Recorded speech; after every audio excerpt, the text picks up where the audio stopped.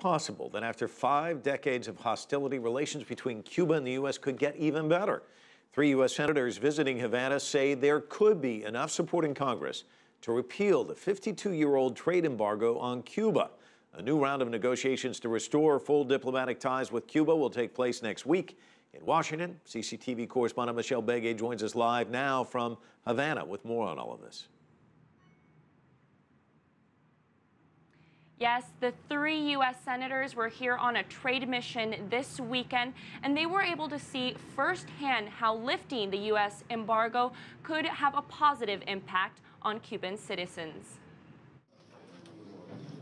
U.S. Senators Mark Warner, Claire McCaskill, and Amy Klobuchar ended a 4-day visit to Cuba on Tuesday, where they expressed optimism about building bipartisan support for a bill, which Klobuchar is the lead sponsor, that would lift the U.S. trade embargo on Cuba. The reason that we came here was to get our own impressions as one of the first groups that have come since December 17th, so we can bring it back and tell our colleagues, because as you know, there's some people in Congress that have had one view. The Democratic senators say there could be enough support from Republicans in Congress to dismantle the trade embargo, pointing to similar bipartisan efforts by a Republican-led bill to lift travel restrictions. A new round of negotiations to restore diplomatic ties between the two countries is expected to start next week in Washington, D.C. There are benefits for both countries if we can move forward, but both countries have to get past their old mindsets and realize if this is a new day, both sides are going to have to move. The question is, how much is each country willing to move? During a summit held by the Community of Latin American and Caribbean States at the end of January, Cuban President Raúl Castro said the U.S. must give back Guantánamo if relations are to be normalized, leaving many to wonder how long will the process take. Between Cuba and the U.S., without a doubt, there needs to be a number of points that need to be taken into consideration to think that this can seriously materialize. First of all, Cuba needs to be taken off the state-sponsored terrorism list.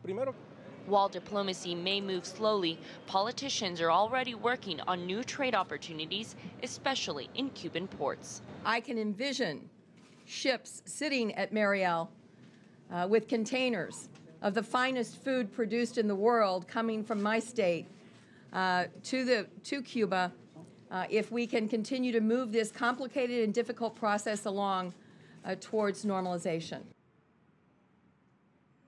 The senators also met with Cuba's Foreign Minister, Bruno Rodriguez, to discuss issues of bilateral interest. Back to you.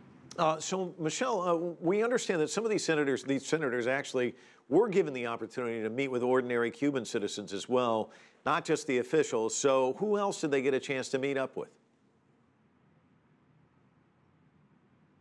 Yes, Mike, the senators said it was really important for them to really get a sense of how Cubans were feeling right now with all of this historic news. And they said they were able to meet with 2 entrepreneurs. One of them was a taxi owner and another woman who owned a lot of sewing machines. And they said that they were feeling and were very surprised at seeing that Cubans were very positive and hopeful about this renewed relations with the United States. They said they also met with musicians.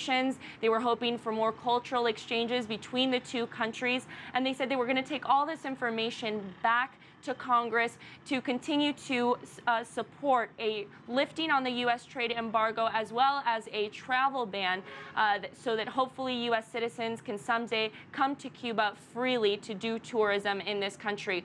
Also, in latest news here in Cuba, it's important to note that the House Minority Leader Nancy Pelosi is here and has arrived with a delegation. She's supposed to be meeting this evening with the Archbishop in Cuba, and we will be bringing you the latest from her visit later this week.